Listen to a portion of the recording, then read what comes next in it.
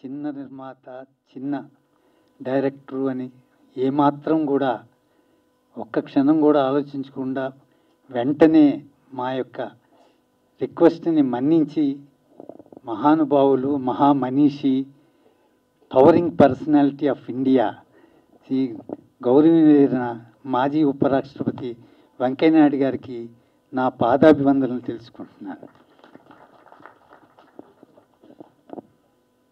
ఘంటసాల పాట అంటే అందరికీ తెలుసు, ఆ పాట ఎంత గొప్పదో తెలుసు. కానీ ఆయన వ్యక్తిత్వం మటుకు చాలా కొద్ది మందికి తెలుసు. ఆ వ్యక్తిత్వాన్ని కృషితో నాస్తి దుర్భిక్షం, వినయంతోనే విద్య ప్రకాశిస్తుంది అనడానికి నిలువెత్తు నిదర్శనం శ్రీ ఘంటసాల. ఆ విషయాన్ని సినిమాలో చెప్పడం జరిగింది. మరొక విషయం ఏమిటంటే, భారతదేశ సినిమా చరిత్రలోనే ఏ గాయకుని మీద కూడా పూర్తి నిడివి చిత్రం ఇంతవరకు రాలేదు. ఆ అవకాశాన్ని భగవంతుడు నాకు ఇచ్చినందుకు సర్వదా కృతజ్ఞుణ్ణి. Thank you for your coming. Thank you very much. Doctor Ramarao garu చెప్పినట్టు the towering personality of India Venkaiah Naidu garu నిజంగా టవరింగ్ పర్సనాలిటీ. తెలుగు జాతే కాదు, భారత జాతి గర్వించదగ్గ మౌనత నాయకుడైన వారికి ఘంటసాల గారు బయోపిక్ తీయడం అనేది ఆషామాషి కాదండి. ఘంటసాల గారు అంటే అనన్య సామాన్యం. ఓ ఎన్టీఆర్, ఓ ఏఎన్ఆర్, ఓ ఘంటసాల. ఎన్టీఆర్, ఏఎన్ఆర్ ఉన్నంతకాలం దేర్ ఈజ్ ఘంటసాల. ఏమి ఘంటసాల గారు అలాంటి మహనీయుని యొక్క చరిత్రని సినిమాగా తీసి ఆయన జన్మ ధన్యం చేసుకుంటున్నటువంటి దర్శకులు రామారావు గారికి, నిర్మాత అమ్మ వందనాలు తల్లి మీకు. హే తమ్ముడు కమ్. ఎన్టీ రామారావు శ్రీకృష్ణ పరమాత్ముడు వేస్తే దండం పెట్టాం. అక్కినేని నాగేశ్వరరావు గారు బాటసారి వేస్తే దండం పెట్టాం.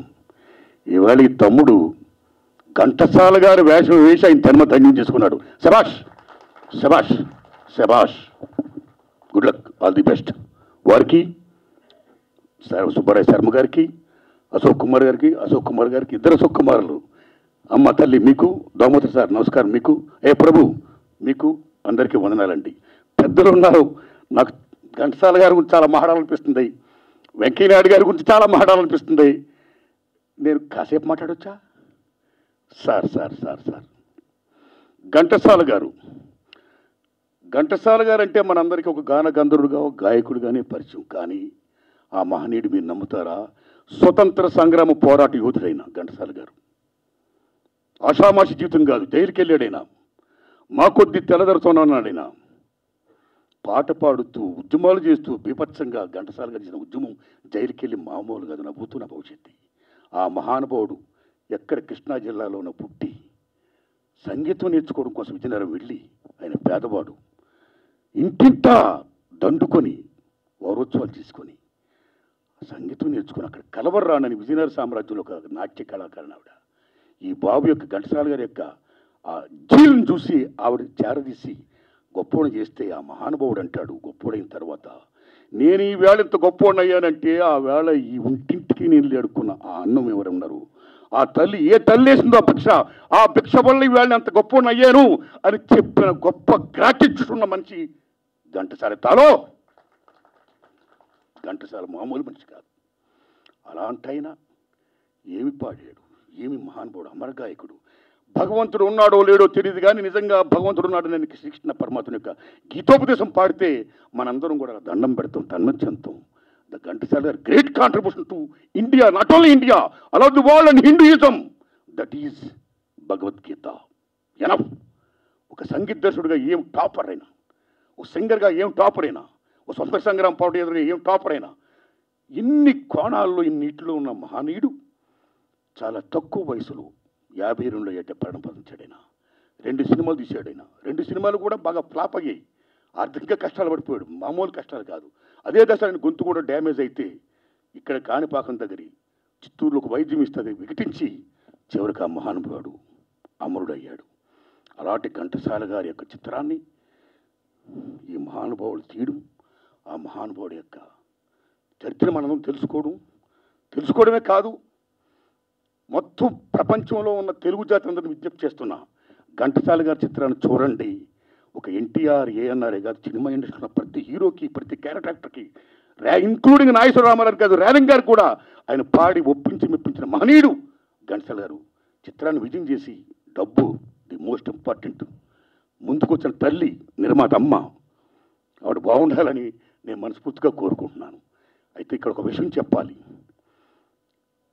ఒక స్వతంత్ర సంగ్రామ పోరాట యోధుడుగా భారతదేశ పరంగా, సేమ్ టైం భగవద్గీతను పాడి హిందూయిజం అంటే హిందూ మతం, హిందూ దేశం, మనందరూ హిందూస్మే.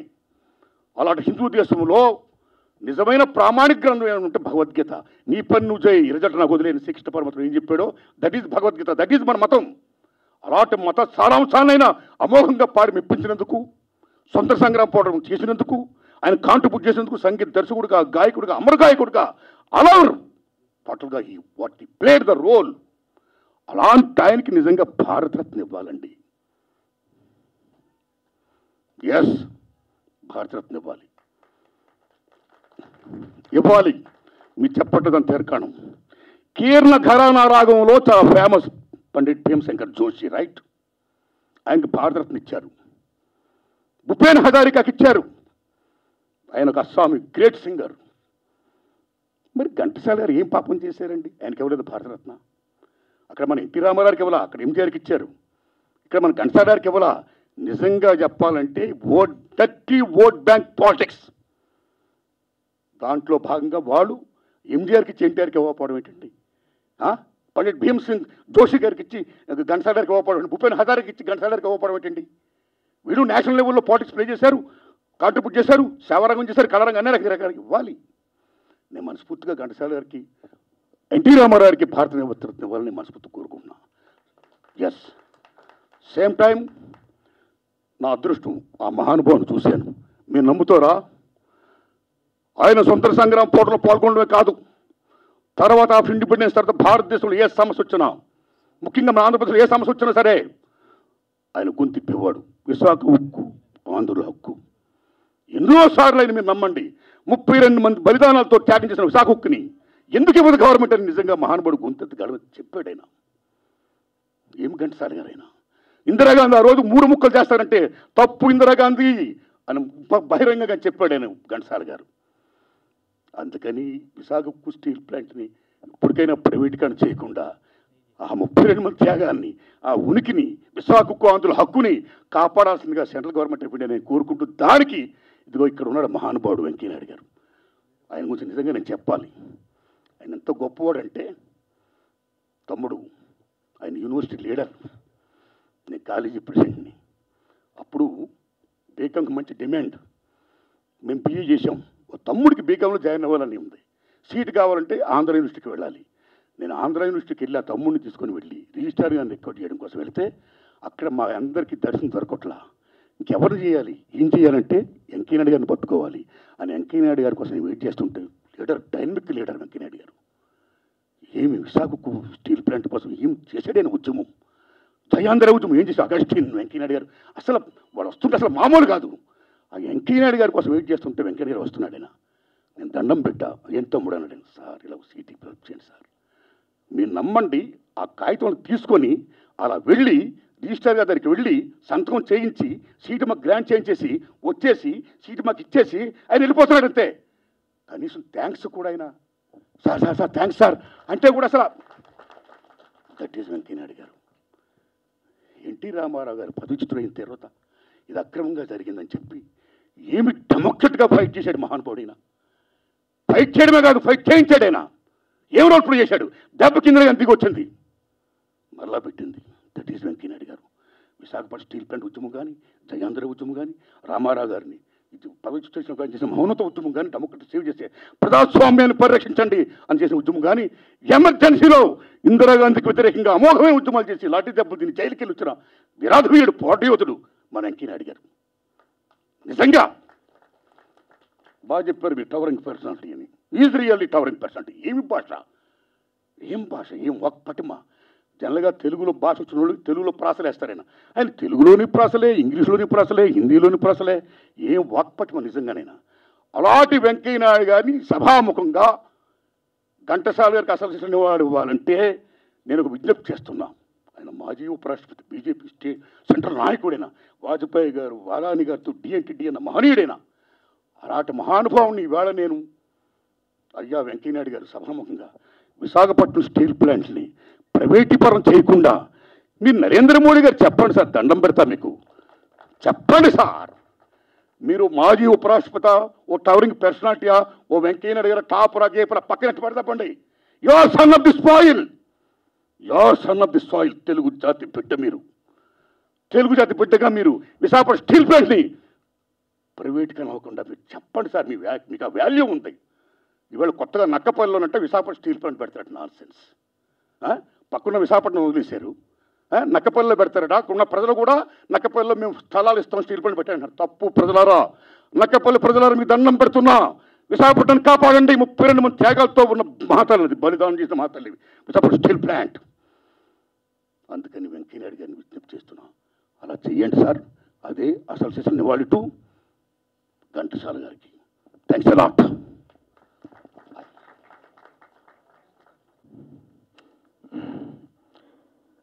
ఘంటసాల గారిని నేను పర్సనల్గా కలవపోయినా, చిన్నప్పుడు మా ఫాదర్ నేను ఆసనాస్ చేసేటప్పుడు ప్రతిరోజు భగవద్గీత వినేవాళ్ళం, అలానే పుష్ప విలాపం వినేవాళ్ళం. అది చిన్నప్పటి నుంచి నా మనసులో ఇదైపోయి నేను దైవికంగా ఇటువైపు రావడానికి అది దోహదపడిందని నేను అనుకుంటున్నా. ఎందుకంటే ఫిలిం ఇండస్ట్రీలో ఉండి ఎలాంటి దీనికి వెళ్లకుండా ఒక ఏజ్ వచ్చేటప్పటికి ఇక మనం వానప్రస్థానానికి అనే ఉద్దేశంతో ఇలా వెళ్ళటానికి అదే కారణం, నాకు బీజం అక్కడ పడ్డదని నేను అనుకుంటున్నాను. ప్రతి ఒక్కరు కూడా ఆయనకి భారతరత్న ఇచ్చారా లేదా కాదు, దానికన్నా గొప్పది ఎంతోమంది గుండెల్లో ఆయన నిత్యం ఉన్నారు. కాబట్టి అవన్నీ ఇక్కడ ఉండే కానీ దాని గురించి మనం రావాలని కోరుకోవటంలో తప్పులేదు. భగవంతుడే ఆయన్ని తీసుకున్నాడు, ఘంటసాల గారు నా దగ్గర ఉండాలని దీంట్లో. సో అది ఆయన అడిగారు, అది తప్పు కాదు. బట్ ఆయన ఎవరు ఏం చెప్పినా ఆయన చాలా చేశారు. చాలా నాకు బాగా గుర్తు, పొట్టి శ్రీరాములు గారు మద్రాసులో నిరాహార దీక్ష చేసి, ఆమరణ నిరాహార చేసి చనిపోతే పట్టించుకోవాలా. అటువంటి టైంలో ఘంటసాల గారు వెళ్ళి అది ఒక సందేశం అలా అనాథగా వదిలేయటం కాదని ఆయన లీడ్ చేస్తే ఎక్కడ సాయంకాలానికి కొన్ని ఆల్మోస్ట్ 1000 మంది లక్షల్లోకి వెళ్ళి దాన్ని అప్పుడు గవర్నమెంట్ కూడా ఇది వచ్చి చేసింది. అది నేను చదివాను. అటువంటి ఎన్నో చేశారు ఆయన. డెఫినెట్గా రామారావు గారిని ఒప్పుకోవాలి. ఎందుకంటే ఇండస్ట్రీలో ఉన్న పెద్దాళ్లే ఘంటసాల గారి మీద సినిమా తీసి ఉండాల్సింది, బయోపిక్. అప్పుడే దానికి బాగా వాల్యూ వచ్చేది. కానీ ఆయన దాని మీద ఉన్న అభిమానంతో, ఆయనకున్న వనరులతో, ఆమె మేడం వాళ్ళ యొక్క కృషి చేసి మ్యాక్సిమం వాళ్ళు చేయగలిగింది చేశారు. డెఫినెట్గా ఎందుకంటే ఘంటసాల గారే ఒక బ్రాండ్. ఆయన మీద బయోపిక్ అనేది ఆటోమేటిక్గా వస్తారు. మన పబ్లిసిటీ కూడా కొంత చేస్తే ప్రతి ఒక్కరు చూసి వాళ్ళు చెప్పిన ఆయన పర్సనల్ దీని మీద మేము వెళ్ళామని అంటున్నారు. కాబట్టి డెఫినెట్గా అది ఒక మనందరికీ ఒక మెమరబుల్ సినిమాగా ఉంటుంది. డెఫినెట్గా ఆ పిక్చర్ మంచి సక్సెస్ అవుతుందని కోరుకుంటూ, ఆయన చేసిన కృషికి ఆ భగవంతుడు, ఆ ఘంటసాల గారి అభిమానం, అన్ని ఆశీర్వాదాలు ఉంటాయి. డెఫినెట్గా వాళ్ళు ప్రాఫిట్గా వస్తుందని నేను నమ్ముతున్నాను. వెంకయ్య నాయుడు గారు వస్తున్నారంటేనే నాకు ఆశ్చర్యం వేసింది. అంటే చిన్న సినిమా ఇదే, కానీ ఆయన ఘంటసాల గారి మీద ఉండే అభిమానంతో. ఎందుకంటే వెంకయ్య నాయుడు గారి గురించి చెప్పారు, నాకు చాలా రోజుల నుంచి పరిచయం. ఆయన దగ్గరికి వెళ్ళి ఏదైనా సరే, అంటే ఫస్ట్ మా చీరాల దగ్గర అప్పుడు ఆయన పోటీ చేసినప్పటి నుంచి నాకు తెలుసు. బట్ బేసిక్గా ఆయన ఏంటంటే ఎవరు వెళ్ళినా సరే అంటే టైం వేస్ట్ చేయరు. ఎక్కువసేపు వేస్ట్ చేసినా కూడా ఆయన కోపం, పని మీదే ఉంటారు. ఇవాళ నిరంతరం ఉపరాష్ట్రపతిగా మాజీ అయినా కూడా ఇవాళ కూడా ఆయన ఏదో కార్యక్రమంలో ఉండాలి, జీవితాంతం ప్రజల్లో ఉండాలి, ప్రజలకు మేలు చేయాలి, మార్గదర్శనం ఇవ్వాలనే ఉద్దేశంతో ఉండే వ్యక్తి. అటువంటి వ్యక్తితో నేను ఇక్కడ ఉండటం అదృష్టంగా భావిస్తున్నాను. ఇది డెఫినెట్గా మంచి సినిమా అవుద్ది. మీరందరూ కూడా ఇచ్చేసి డెఫినెట్గా మనం అంతా రావటం వల్ల కూడా ఒక బూస్టప్ వస్తుంది. వాళ్ళు పడ్డ శ్రమకి ఫలితం వస్తుంది నమ్ముతూ నాకు ఈ అవకాశం ఇచ్చేందుకు అందరికీ ధన్యవాదాలు చెప్తున్నాను. Thank you very much. ముందుగా రామారావు గారికి ఐ షుడ్ అప్రిషియేట్ రామారావు గారు అండి. ఎందుకంటే ఈ రోజుల్లో, ఈ జనరేషన్లో, దిస్ జనరేషన్ టుడే హిస్టరీ అనేది ఇట్లాంటి గొప్ప వ్యక్తుల గురించి I don't think most of them have any knowledge, at least the generation. మనందరికీ ట్రావెల్డ్ కాబట్టి ఉన్నా కానీ జనరేషన్కి అది ఉండలేదండి. రామారావు గారు లాంటి వాళ్ళు ఇట్లాంటి సినిమా బయోపిక్ని పూనుకుని ఇంకా 100 ఏళ్ళు నెక్స్ట్ జనరేషన్ తెలిసే విధంగా గుర్తుండే విధంగా తీయడం అనేది we should first appreciate him అండి. సో ఘంటసాల గారు ఎంత పెద్ద ఆయన, ఎంత మహానుభావుడు అనేది ఇప్పుడే చెప్పారు అందరూ. అండ్ అశోక్ చెప్పినట్టు ఇట్లాంటి ఇండస్ట్రీ తరపున చేయాలి, కానీ industry become so commercial, nobody will think about it. So Ramarao గారు మీరు what that's a fact also, right? So more commerciality మీద ఆలోచిస్తుంది తప్పక ఇట్లాంటివి చేయాలి, రాబోయే తరాలకి ఉండేలాగా ఉంచాలి అనేది చాలా తక్కువ మందికి ఉంది. And I think Ramarao garu is the best spirit. Thanks Ramarao garu, that's what I want to say. Thank you very much. ముందుగా ఈ సినిమాని ఆశీర్వదించడానికి విచ్చేసిన వెంకయ్యనాయుడు గారికి మనస్ఫూర్తిగా ధన్యవాదాలు. అలాగే అట్ ద సేమ్ టైం నన్ను ఇంత అద్భుతమైన సినిమాలో నేను ఒక గాయకుడిని, కానీ నాకు యాక్టింగ్ పెద్దగా రాదు. ఇలాంటి పెద్ద వాళ్ళ యాక్టర్స్ ఉన్నారు. సినిమా బాగుండి నన్ను ఆశీర్వదించాలని మనస్ఫూర్తిగా కోరుకుంటూ నాకు ఈ అవకాశాన్ని ఇచ్చిన డైరెక్టర్ రామారావు గారికి మరొకసారి ధన్యవాదాలు తెలియజేస్తూ థ్యాంక్ యూ సో మచ్. ఇది అయితే ఈ మైక్ ఎంతసేపు అయినా తీసుకుంటాను సార్. పాడుతా తీయగా చల్లగా, పాడుతా తీయగా చల్లగా, పసిపాపలా నిదురబో తల్లిగా, బంగారు తల్లిగా, పాడుతా తీయగా చల్లగా, గోరొంక గూటికే చేరావో చిలక, గోరొంక గూటికే చేరావో చిలక, భయమెందుకే నీకు బంగారు మొలక, గోరొంక గూటికే చేరావో చిలక. నా జన్మభూమి ఎంత అందమైన దేశము, నా ఇల్లు అందులోన కమ్మని ప్రదేశము, నా సామిరంగ హాయ్ హాయ్, నా సామిరంగ, నా సామిరంగ హోయ్ హోయ్, నా సామిరంగ. థ్యాంక్ యూ అండి, thank you so much. Madhavapeddi వంశానికి ఉన్న అనుబంధం సంగీతం భాషలో చెప్పాలంటే ఘంటసాల గాంధారం, మాధవపెద్ది మధ్యమం. ఘంటసాల గారు, మాధవపెద్ది సత్యం గారు, మా చిన్నాన్న గారు. ఘంటసాల గారు హీరో అయితే ప్రతి నాయకుడికి ఎస్వి రంగారావు గారికి మా చిన్నాన్నగారు పాడటం, ఆ రికార్డింగ్స్ అన్ని మేము చూడటం, ఇవన్నీ మర్చిపోలేని మధురానుభూతులు.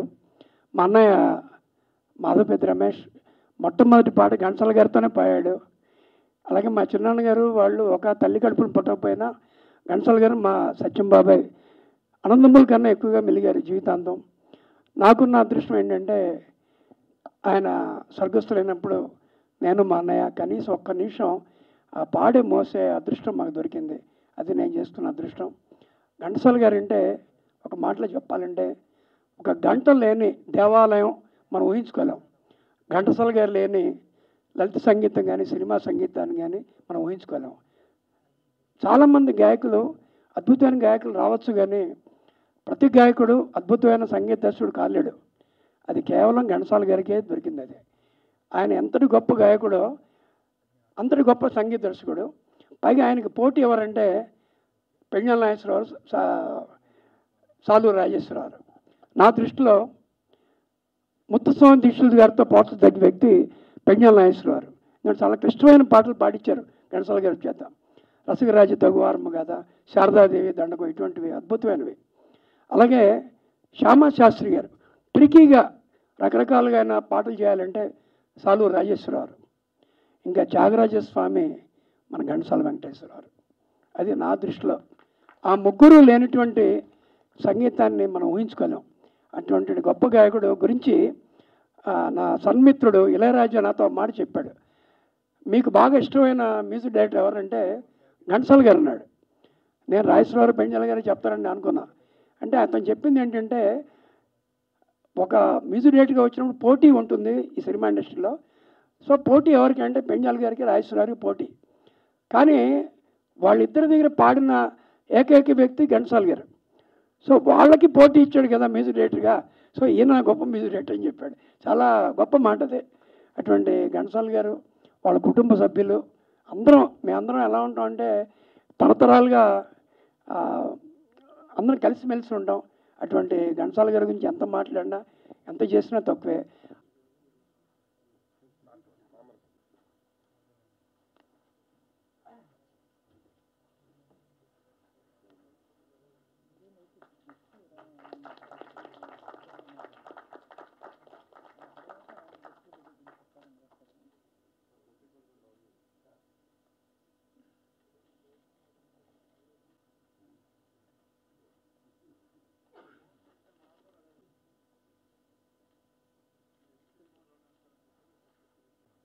ప్రొడ్యూసర్ కౌన్సిల్ రఘు గారిని వేదిక మీదకి వచ్చి బుక్ చేయవలసిందిగా కోరుతున్నాం. వరఫలం ఎవరయ్యా? ఉదయగిరి శిఖరాల మించి ఎగసిన మహోన్నత కీర్తికాంతులు వెదజల్లిన ప్రాస క్రీడలతో, మాటల మంత్రాలతో. అందరికీ నమస్కారాలు. మామూలుగా నేను పెద్దగా సినిమా కార్యక్రమానికి వెళ్ళను. సినిమాలు చూస్తాను అప్పుడప్పుడు, ముఖ్యంగా పాత సినిమాలు చూస్తుంటాను. ఇప్పుడు కొత్త సినిమాలు చూసే పరిస్థితి లేదు కాబట్టి ఎక్కువగా చూడను మామూలుగా. కానీ ఈ కార్యక్రమం శ్రీ ఘంటసాల గారి వారి జీవితం నవతరానికి, యువతరానికి, నేటి తరానికి తెలియజెప్పేంటెక్క వారి సమగ్ర జీవితాన్ని ఇతివృత్తంగా తీసుకొని సినిమా తీసాము, అన్ని విషయాలను కూడా స్పృశించామని చెప్పిన తర్వాత తప్పనిసరిగా నేను వస్తాను. ఎందుకంటే ఈనాటి యువతరానికి, నేటి తరానికి ఘంటసాల గారి జీవితాన్ని గురించి తెలుసుకోవాల్సిన అవసరం ఎంతో ఉంది. స్వాతంత్ర సమర యోధుడుగా, ప్రజా గాయకుడుగా, ప్రముఖ చలనచిత్ర సంగీత దర్శకుడుగా, అన్నిటిని మించి అమర గాయకుడుగా శ్రీ ఘంటసాల గారు దేశానికి, మన తెలుగు ప్రజలందరికీ కూడా పరిచయాలు. తెలుగు వారి యొక్క మనసుల్లో చిరంజీవిగా నిలిచిన తొలితరం సినీ నేపథ్య గాయకులు శ్రీ ఘంటసాల వెంకటేశ్వరరావు గారు.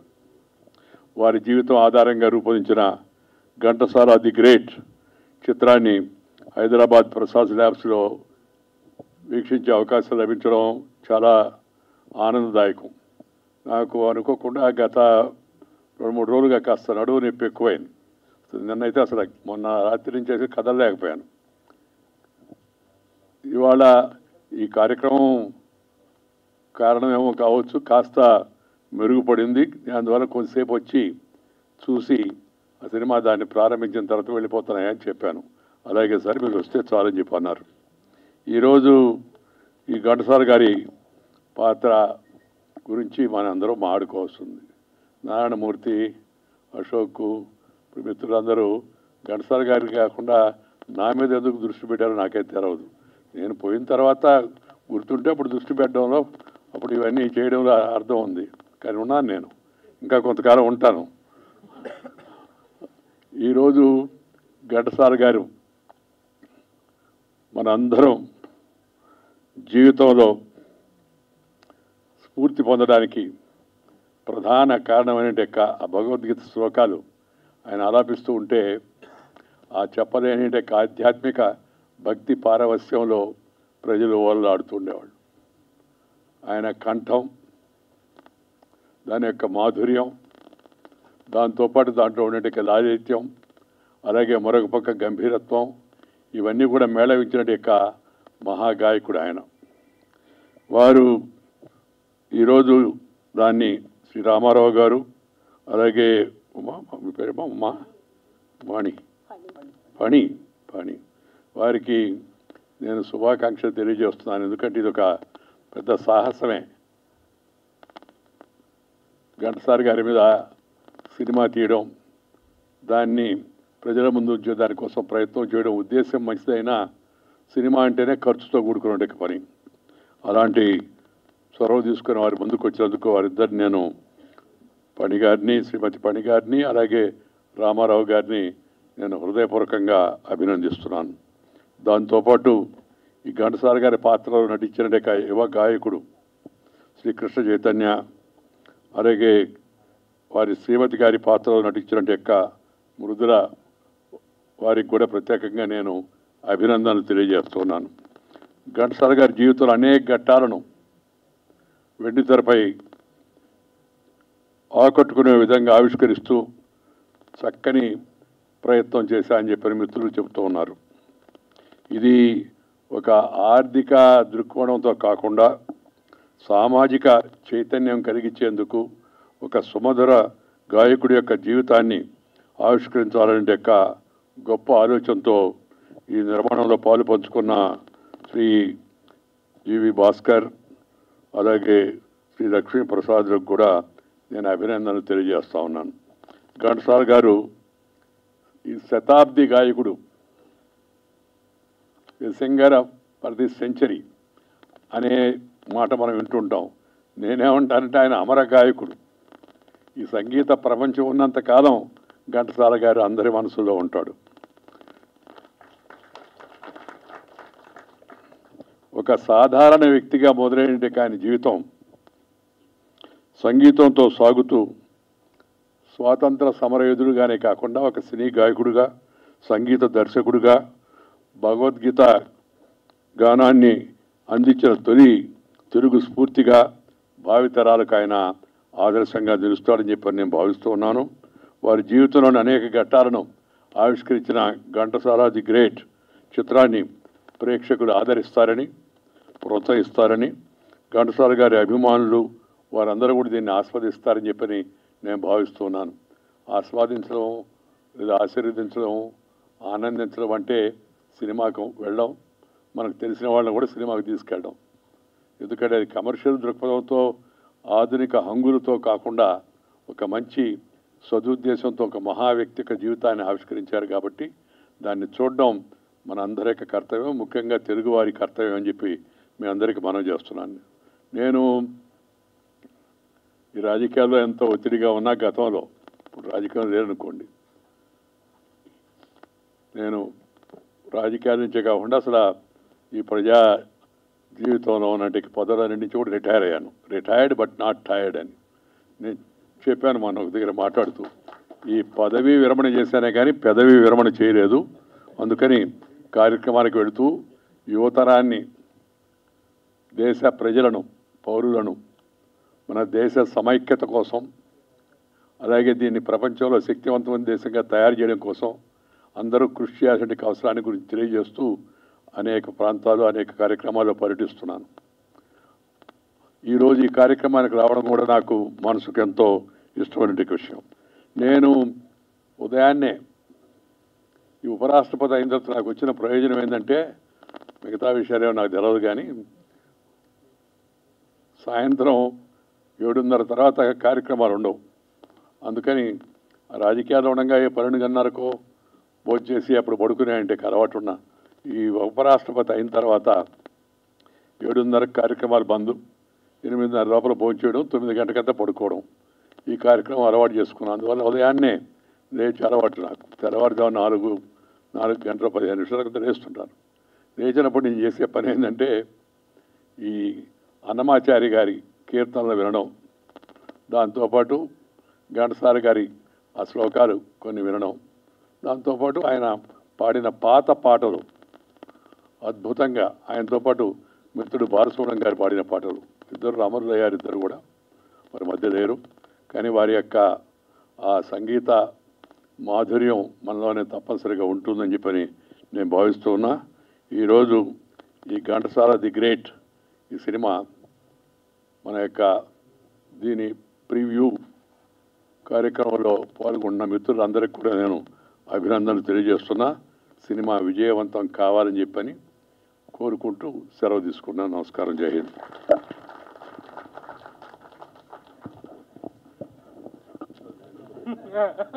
అయితే okay sir.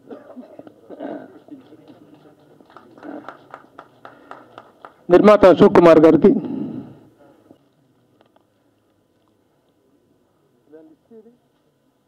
Paper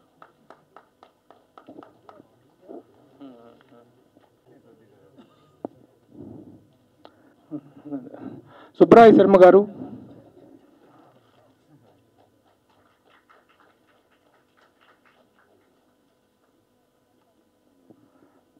Damodar Prasad గారు, కర్రీ బాలాజీ గారు, దాని తర్వాత కృష్ణ చైతన్య గారి తర్వాత షాల్ రెడీ పెట్టండి.